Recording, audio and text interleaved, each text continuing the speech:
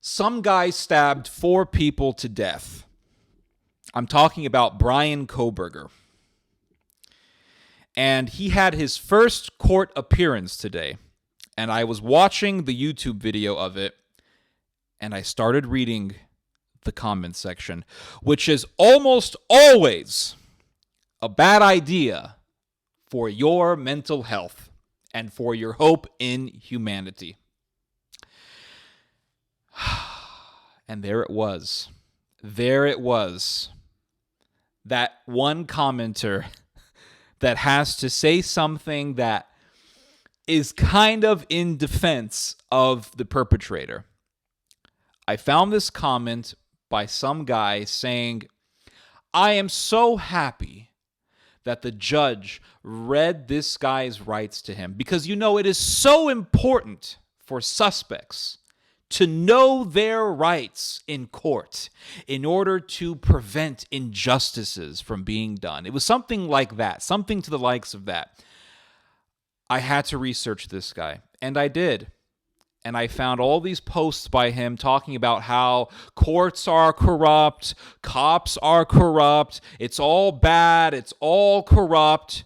And then I found a video of this guy talking for some non-denominational evangelical church, giving his testimony how he found the Lord. So he talks about finding Jesus, but he is so concerned about the rights of some murderous demon. It's hard for me to call this thing a person, in all honesty. And every country has these people. Every country has these people. In fact, I went out of my way to try to see how it is in another part of the world. So last night, I looked up Poland. Because Poland is known as a clean country. It's known as a relatively safe society. Clean, organized, religious, Catholic. And in my morbid curiosity, I looked up Polish serial killers. People look up Mexican cartels, Islamic terrorists, Middle Eastern terrorists, sex trafficking in Thailand. But what about Poland? No one ever gives the Polish crime scene any sort of attention. I mean, some of our worst serial killers in America were ethnic Poles.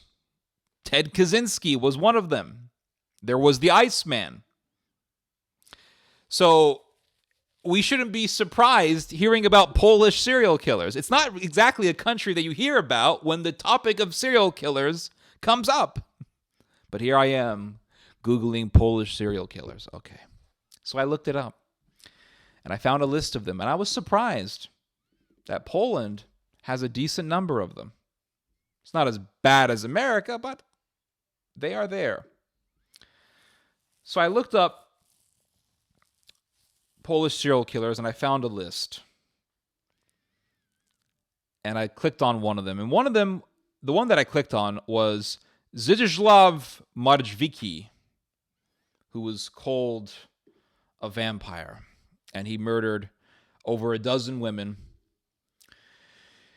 They found him guilty, and they executed him. I looked his name up on YouTube, and I found a documentary, a Polish documentary done on this serial killer. This video had over 300,000 views, and I started reading the comments. I used Google Translate to understand them, and there I saw comments defending the serial killer, saying that he was really innocent. He was innocent, and how there was a terrible injustice done upon him. And I thought to myself, oh my goodness, they're just as crazy as we are. People in Poland, it seems like they're just as crazy as Americans. I can't tell you how many times I've seen people online defending Charles Manson, of all people, saying, oh no, he's actually innocent. Yeah, he told his followers to go out and kill people, but he didn't kill them himself. Oh no, he didn't kill himself. What?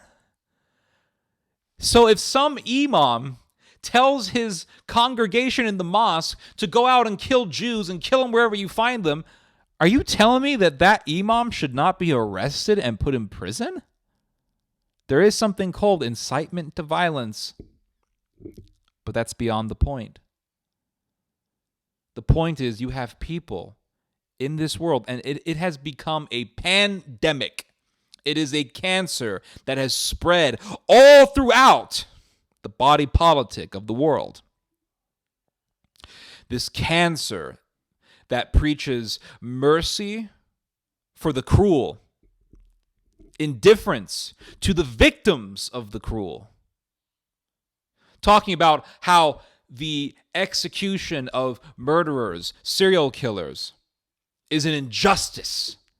And many of them will even go so far as to say that it is un-Christ-like to impose justice on those who deserve it. So then I started looking at another Polish serial killer. This one was named Bogdan Arnold. He strangled women to death. This was back in the 60s. They didn't know who was killing all of these women. The Polish investigators were trying to figure it out. They couldn't find him. They didn't know how this guy looked like. They found the bodies, but they didn't know the face of the perpetrator. And then one day, a police officer was walking around. He was off duty, and he saw a guy dressed up like a damn slob. And the police officer thought to himself, why is this man in a train station dressed up like a slob? So he approaches the guy and he says, why are you dressed up like shit? Let me see your ID. ID right now. Why are you in train station dressed up like slob, looking like a damn sewer rat? Let me see ID. ID right now. ID. So the guy gives him his ID. He sees the ID, asks the guy some questions. Then the police officer thinks, okay, he's answered enough of my questions. I'm going to let him go. But then all of a sudden he had a change in mind. No. There's something about you. You look like shit. Come with me. Takes the guy to the station. They start investigating him. Turns out that this guy had not been in his apartment for days. He had not been in his apartment for days. Do you know why?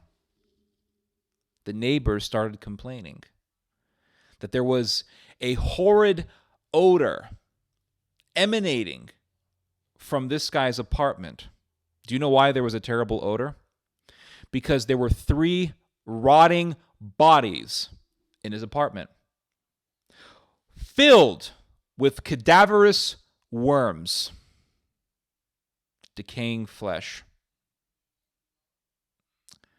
They found their guy. And the reason why they found him was because the police officer judged him. The police officer saw that he was dressed up like shit, and he said, why is this guy dressed up like shit? There's something wrong with him. The way he looks, there's something off about him. And that's the problem with today's society. If you say, look at this guy, he looks like a freak, people say, oh, how can you judge him? That's being judgmental. I look at the guy who stabbed those 4 people to death, this psychopath from Pennsylvania, and I say, this doesn't look like a human being. He looks like a demon. And I can guarantee you'll have a group of people claiming Christianity telling you, make sure the judge read to him his rights. That's the most important thing now. And that's the problem. Nobody wants to be black and white. Nobody wants to be straightforward. Nobody wants to just look at somebody and say, that guy looks like a freak. Look at him. Nobody just wants to look at somebody and say, I don't like that guy's eyes. And you can tell a person by just looking at the eyes. And it never fails. Never. It never freaking fails. But you'll have people. Could you imagine? Could you imagine an American police officer approaching somebody and saying, "You look like shit. Let me see some ID." Could you imagine? The ACLU would be all over it. All these lawyers would be all over it. Be like, well, this police officer, he just walked up to somebody and asked for some ID. This is terrible. This is a tyranny. This is injustice. We need a revolution. We need to do some riots. And the people who complain about the police officers, oh my God. The people who complain about the cops, they'll sit there, and I've heard people say things like this. And what's funny is that all the people that I have known, all the people that I have personally talked to who hate cops, they were all some kind of Christian. They're usually either Roman Catholic or Eastern Orthodox. You will find evangelicals who are like this, but let me tell you, you'll probably find more American Protestants who are in favor of the death penalty and will express more support for cops than American Catholics and American converts to Eastern Orthodoxy. This has just been my experience. It's been my experience. Most Catholics in America vote Democrat. Almost all of them vote Democrat. The ones who vote Republican are actually a minority, and that tells me a lot about American Catholics. I mean, you all claim that you're pro-life, but you vote Democrat. Really? Can you really be that full of shit? It just boggles my mind how this is even a phenomena, but it is. It is. People who claim Catholicism, they're pro-life, they'll vote Democrat. Most Catholics vote Democrat. And that's why Catholics dominate the American government. Because there's a lot of Catholics who vote Democrat, and there's a lot of Democrat politicians who are Catholic. So it's a reflection of the society. And the Pope himself will say the death penalty is unchristlike, unbiblical. And it's not just Francis. It goes back to one of the most famous popes, the most popular pope in history, John Paul II. And I have no idea why the guy is so popular. It's beyond me why the guy is so popular. I have no idea. He did a meeting in Assisi, and he brought in a bunch of fire worshipers. And I don't know what the hell is so good about this guy. I mean, you turn on Catholic radio, and they're like, "Oh, John Paul II, John Paul II." Like the amount of sycophancy is so weird to me. It's so weird to me. But I notice this. You'll see this all the time. It's like Catholics or converts to Eastern Orthodoxy are the ones who are against the death penalty. A lot of them, not all of them, but a lot of them against the death penalty. They hate cops and all these things. And it's like, okay, cops are so... And I've heard this before. I've heard people tell me this before, that cops treat American civilians like enemies. Really? So if you called up a police officer for help and you asked the cops to come to your house, you're telling me that they wouldn't come to your house. How could you say that they treat you like you're an enemy if they're actually willing to come to your house? They'll come to your house if you need help. I have seen so many videos, and I recently got into a conversation with a friend of mine. Nothing against the guy, but I disagree with him on police officers, and he's a convert to Orthodoxy. Yeah. And he told me, well, cops, they see civilians like enemies. And I'm thinking to myself, if you call the police, you don't think they'll come to your house? Are you being serious right now? And he'll send me a video. And anytime there is a discussion on how bad cops are, they will always bring up like a handful of videos online, right? It's either the video of that Schaefer guy getting shot in a hotel, or it's George Floyd saying, "I can't breathe," or it's that one guy who had $100,000 in his car and the cops confiscated his money. Now, the guy whose last name is Schaefer, I forgot his first name, I think it's Daniel. I think his name was Daniel Schaefer. That guy did not deserve to be shot, and the cops should be brought to justice for that. Absolutely. The guy whose money was confiscated, that was an injustice. Absolutely. But for every video that you show me of cops doing something bad, I can show you hundreds of videos of cops doing good things. I don't see why we have to have this crazy imbalanced view. Why can't we just say, hey, bad cops, get rid of them. Good cops, keep them. I just don't see why that has to be so complicated. It's not complicated. It's just not complicated. Well, cops will do bad things if the government tells them to do it. That's the reflection of the society. That's the reflection of the government. America is not a Christian society. You can't expect cops to fight for the Bible. Just like you couldn't expect the Roman military to be fighting for the Bible in the time of Jesus Christ. But you know what? They were Roman soldiers who were very good. And I must add this, when I was reading Josephus' history on the Roman-Jewish War, I was rooting for the Romans because the Romans were a hell of a lot more civilized than the people of Judea were. And I think that's the reason why St. Paul eventually said in the book of Acts, you can read this, St. Paul eventually said, I'm done with you guys. I'm going to go preach to the Gentiles. I'm going to go to Rome. I'm going to go to the Greeks. I'm going to go to those people. But you always have these people who come around and they complain about cops. They complain about the court systems and as if you can have a perfect society. You will never have a perfect society. You can never have all cops being good. It's never going to happen, right? Even if you had your ideal society, you're going to have bad cops. You're going to have bad politicians. You're going to have all of these things. Here is the philosophy that I follow. I used to be very idealistic. I'm not an idealist anymore because it's like trying to grab straws in the air at this point. Here is the philosophy that I like to follow, and this comes from Sweden. Not a lot of good things come from Sweden. Vikings. There's some Vikings. We know the history, but there's this one good thing that really IKEA. That's another good thing that comes from Sweden. I like IKEA, but there's philosophy that the Swedish people have, and that is something called good enough. Right? I don't know the Swedish term for it, but if you translate it into English, it basically comes down to good enough. Is something good enough? Right? That's the philosophy that I like to follow. What is the fundamental necessity for a society? It's things are good enough. Things are good enough. You're always going to have problems. You're always going to have corruption. That's a given. But are things good enough? Is Bashar al-Assad the worst thing ever, or is he good enough? He's good enough. Is Putin the worst thing ever, or is he good enough? He's good enough. The life that we have here in America, is it the worst life ever? Obviously not. Come on, let's be real. We're all eating Burger King here. It's good enough, right? Not everything's perfect, but it's good enough. Things have to be good enough.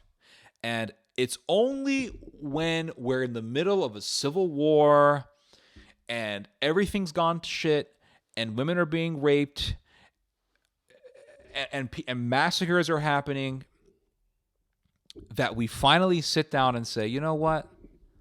We were bitching and complaining about so many things before, but I wish we could just go back to the life that we had. Bashar al-Assad was so bad. Let's do a revolution. Let's do a civil war. Hundreds of thousands of dead people in Syria. That's the result of that. Man, was Bashar really that bad? Was he? I mean, we were complaining about him, but now we see rebels literally eating human flesh. And we're seeing Kuru pop up for the first time in history in Syria. Because Kuru is a disease that you get from cannibalism. I mean, was it really that bad? The King of France. Oh, he was so bad. He was so corrupt. But then we have hundreds of thousands of people butchered by the French Revolution. Was he really that bad? Was life really that bad? Oh, cops are really, really bad. We need to really have a revolution. We had riots in this country in 2020. And look at the billions of dollars in damage that it caused. Property damage, cars destroyed, people's businesses destroyed. I think I'm content with the police system. Thank you very much. I don't want rioters. I saw a video recently of a woman who was held hostage in Denver. The guy had a gun on her head. He had a gun on her head. The police officers came, and one cop with pinpoint precision shot the dude and killed them and saved this woman's life. Were those cops evil? Were those cops just as bad as the criminal? Were those cops just corrupt people? Let's be real here. It takes a lot of balls and it takes a special mindset to get in that uniform and do something like that. It's not just, oh yeah, I'm doing it for the money. Let's be real here. Those are special people who did that. Those were that's a unique type of person. That's a unique person who saved that woman's life. Most people would not be able to do that. But here we are, bitching and complaining. And the people who complain about cops, they're the types of people who would go into like a Burger King and then write a bad review for the Burger King. That's the type of people you're dealing with, right? For the most part. That's the type of people you're dealing with. They are perpetual complainers. Perpetual complainers. They're like Trotsky. Trotsky had this concept of perpetual revolution, which means we're going to do revolution all the time. And that's why Stalin killed his ass. Oh, Trotsky, he fled all the way to Mexico to run away from Stalin. Didn't matter. Send a KGB agent down there and kill his ass. He went all the way to Mexico City. Didn't matter. Kill his ass. You have to. You have to, because he's going to start problems. Stepan Bandera, Ukrainian nationalist, after the Second World War, fled all the way to Munich. Didn't matter. The Soviet Union sent a KGB agent to Munich and killed his ass. You have to do it. You have to, because he's going to cause problems if you don't. They are perpetual complainers, and every country has these people. Every single country has a handful of perpetual complainers, and they never shut the hell up. I almost cussed there. They never shut the hell up. They're always complaining. Everything's so bad. Everything's so bad. So we need a revolution. We need a civil war. Okay, we'll have a civil war. Guess what? You got a million dead people now because of a civil war. You got I remember years ago, back in 2020, I know 2020, right? Ancient times. I got into this little debate with an anarchist. And you can watch it on my channel. Just go on my channel and type in debate with an anarchist. You'll see it. And this guy told me that he wanted to see blood in the streets of Washington. It's interesting because that debate happened like a month before the January 6th riot. But he said he wanted to see blood in the streets of Washington. And I said, "Are you a Democrat?" He said, "Yes, I am." I said, "Do you love black folks?" He said, "Yes, I do. I support the rights of minorities." I said, "You know, in Washington, D.C., you have a very high population of African Americans. If you did a civil war in Washington, D.C., do you know who's going to suffer the most? Those people." And he said, "You know what? That's a good point." And I'm like, "Yeah, it is." And you know what? It was a very reasonable debate. Out of all the debates that I've done, I want to say it was the most reasonable. Even though the guy had all these crazy ideas, it was a very reasonable discussion. He was like, "That's a very good point." I didn't think about that. I'm like, well, there you go. You know, and I appreciated the fact that he was reasonable enough. But people don't think about these things. They want a revolution. They want to do this. They want to do that. Okay, the solution that you're pushing for is worse than the problem that you're complaining about. It's so crazy to me. It's worse than the problem that you're complaining about. I mean, the Hebrews were slaves in Egypt, and they were being tormented by the pharaohs, and God hated this injustice. And even God himself didn't say, "Moses, I want you to start a civil war. Don't worry, I'm God. I got your back. We can do this. We're going to back you up. Let's do a civil war. Let's kill the pharaoh. He didn't even do that. He said, "Just tell the pharaoh I want to leave. I want to start my own life." That was it. That was it. And if God himself did not want to cause a revolution against the pharaoh, he just wanted the people to leave and worship him, I think we can take what we're living under right now. Most people in the world are doing okay. Most people are doing okay. Most people in America are doing okay. Most people aren't. Nobody's starving to death in the United States. But you have the perpetual complainers, the perpetual revolutionaries, the armchair revolutionaries, and they just want chaos. They just want chaos. and they'll never stop. That's the thing. They will never stop, and the whole world has been taken by this insanity. Anyway, you guys just heard some theology. God bless.